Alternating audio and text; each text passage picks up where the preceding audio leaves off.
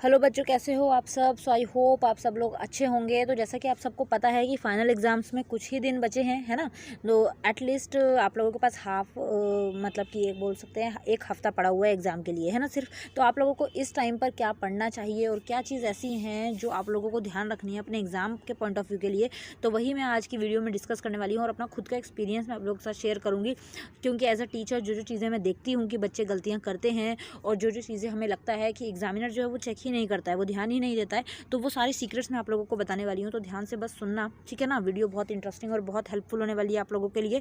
तो बस वीडियो देखते जाइएगा, सब समझते जाइएगा। ओके, तो स्टार्ट करते हैं। सबसे पहली चीज़ तो देखिए, जो बच्चे जो हैं एटलीस्ट उनका ये रहता है कि वो 60-70% मार्क्स जो हैं आराम से ले आते हैं, तो वो 90% तक अपने मार्क्स लेकर आ सकते हैं। कुछ ऐसे टिप्स मैं आप लोगों को दूंगी, ठीक है।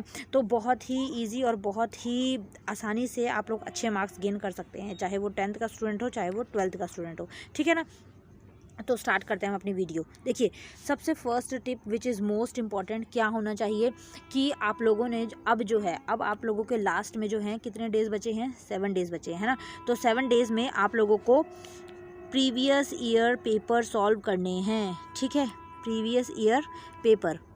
अब प्रीवियस ईयर पेपर क्या हैं, आप HBSE बोर्ड पर जब आप जाएंगे तो वहाँ पर सैम्पल पेपर्स दे रखे हैं, साइट पर दिए हुए हैं। कहाँ पर दिए हुए हैं मैम, ऑफिशियल वेबसाइट पर दिए हुए हैं। कहाँ पर दिए हुए हैं, ऑफिशियल वेबसाइट पर दी हुई है। अब बच्चों का क्वेश्चन आता है, मैम हमें ऑफिशियल वेबसाइट ही नहीं पता कौन सी है। इतनी बार मैम ने बता रखी है फिर भी नहीं पता है। BSEH.org.in, this is official website of Haryana board. HBSE board की ऑफिशियल वेबसाइट है ये।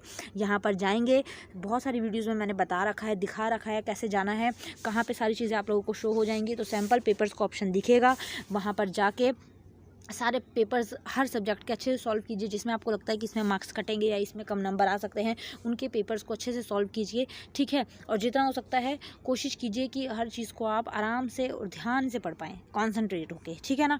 सबसे पहली चीज़ ये हो गई, सैम्पल पेपर अच्छे से प्रैक्टिस करनी है, ठीक है। सेकेंड टिप जो होगा वो ये होगा कि आप लोगों को जैसे होता है ना फॉरवर्ड क्वेश्चंस जो हैं वो सारे के सारे लर्न करने हैं। अब फॉरवर्ड क्वेश्चंस मैम क्या होते हैं बेटा, वो क्वेश्चंस जो एकदम डायरेक्ट होते हैं। जैसे आपको कोई आपका चैप्टर है तो इसके अंदर आ जाएगा कि इसकी डिफ़ाइन बताओ, इसका मीनिंग बताओ, या अगर इंग्लिश का कोई क्वेश्चन है तो वो कहाँ पर वो चीज़ हुई थी या कैसे हुई थी, एकदम डायरेक्ट, ठीक है ना। क्योंकि जो HBSE बोर्ड है ना, HBSE बोर्ड जो है वो कभी भी ऐसा नहीं करता है कि आप लोगों को घुमा फिरा कर क्वेश्चन पूछे, घुमा फिरा कर नहीं, ऐसा नहीं करता है। एकदम डायरेक्ट क्वेश्चन पूछता है, ठीक है ना। डायरेक्ट क्वेश्चन होते हैं जिसके डायरेक्ट आंसर होते हैं। तो आप लोगों को यहाँ पर घबराने की ज़रूरत नहीं है, बहुत ही इजी, बहुत सिंपल आप लोगों का पेपर रहने वाला है। बिल्कुल भी डरना नहीं है, घबराना नहीं है, ठीक है। सेकेंड टिप आई थिंक आप लोगों को क्लियर हो गया होगा। Third which is most important और बहुत ही अच्छा, बहुत ही सिंपल टिप आपको मैं दे रही हूँ, जो एग्जामिनर जो है हमेशा यही चीज़ फॉलो करता है। आप लोगों को राइटिंग जो है वो अपनी नीट एंड क्लीन रखनी है। जिन बच्चों की है वो अच्छी बात है, जिनकी नहीं है वो इस पर थोड़ा सा ध्यान देंगे। राइटिंग नीट एंड क्लीन, और कटिंग जो है वो बिल्कुल भी नहीं करनी है, बिल्कुल भी नहीं, ठीक है ना। कोशिश करनी है। देखिए, अगर आप कोई चीज़ यूँ करके लिख रहे हैं, ठीक है, मान लीजिए आपने यहाँ पर कुछ लिखा है और ये जो है गलत हो गया। अब आप यूँ करके लिख रहे हैं, ये तो चीज़ गलत हो गई। अब आपको इसको कट करना है। तो बच्चे क्या करते हैं ना कि यूँ करके लगे रहते हैं, उसको यूँ करेंगे तो वो तो साफ चमकेगा ही ना। तो हमेशा अगर आपकी कटिंग भी हो जाए ना, बाई चांस अगर आपने यूँ यहाँ पर कुछ लिखा है और आपको कट करना है तो आप यूँ करके कट कर दीजिए, ठीक है।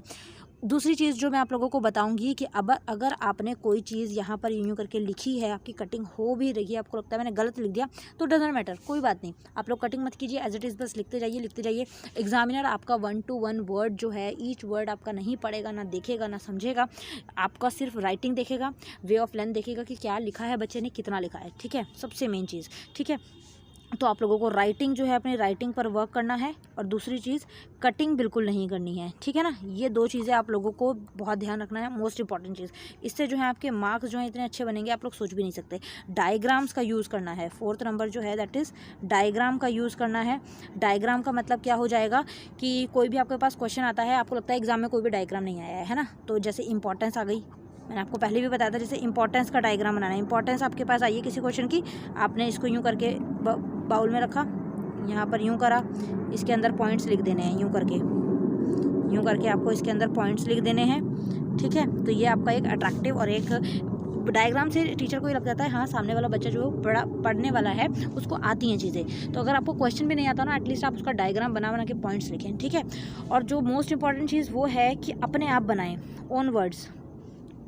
ओन वर्ड्स में कोशिश करें कि आप लोगों के जो अगर आपको कोई क्वेश्चन नहीं भी आता तो ओन वर्ड्स में आप उसको लिखने का प्रयास करें अपनी भाषा में, जिसको बोलते हैं ना बना बना के लिखना, वो ट्राई करें, ठीक है। छोड़ के नहीं आना कोई भी क्वेश्चन, जितना लिमिट बोली गई हो उतना ज़रूर करके आना है बेटा, ठीक है।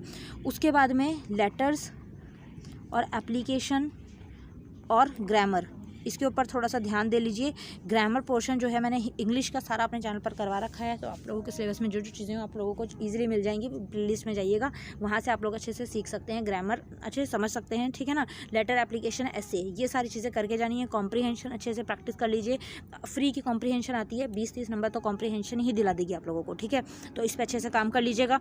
दूसरी चीज़ जो मोस्ट इंपॉर्टेंट है वो ये है कि अगर आप लोगों के पास 2 मार्क्स का क्वेश्चन आया है ना, अगर आपके पास, आप क्वेश्चन देख लीजिए कितने नंबर का, अगर 2 मार्क्स का क्वेश्चन आया है तो आपको उसके लिए क्या करना है, आपको उतना ही लिखना है जितना वो नंबर का क्वेश्चन है।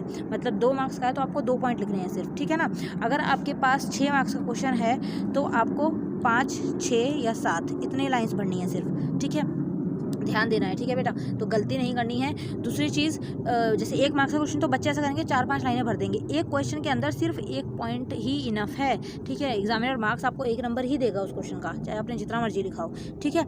दूसरी चीज़ जो मोस्ट इंपॉर्टेंट है, जैसे ये क्वेश्चन आपको शीट मिलेगी, आंसर शीट, आपको यहाँ लाइनिंग करनी है और यहाँ भी लाइनिंग करनी है, ठीक है। उससे ये होगा कि आपका स्पेस जो है ना वो सिर्फ इतना रह जाएगा, तो आपको इसमें लिखना है सिर्फ, ठीक है ना। जो आपका ये वाला पोर्शन होगा ना, ये वाला पोर्शन, ये आपका नंबरिंग वगैरह में काम आ जाएगा, और ये जो है जगह ब्लॉक करने के लिए भी काम आता है। तो जो सिर्फ इतना पोर्शन रह जाएगा इसमें आप लोग लिखेंगे, तो थोड़ी जगह तो भर गई है ना। अब जगह भर गई तो हम लोग इजीली इसको फिल कर सकते हैं। तो यहाँ पर आप लोगों को जितना हो सकता है भरना है, ठीक है ना। यहाँ पर और यहाँ पर लाइनिंग कर देना पहले ही, जब आपको शीट मिल जाएगी स्केल से, ओके।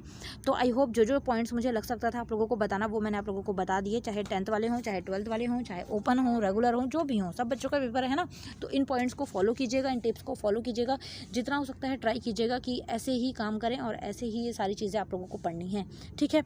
तो आशा करती हूँ वीडियो अच्छी लगी होगी। कोई डाउट, कोई अपना ओपिनियन हो तो आप कमेंट बॉक्स में बता सकते हैं। चैनल पर पहली बार आए हैं तो चैनल को सब्सक्राइब कीजिएगा, बेल आइकन को याद से प्रेस कीजिएगा। मिलते हैं नेक्स्ट वीडियो में। Thank you so much for watching, bye bye.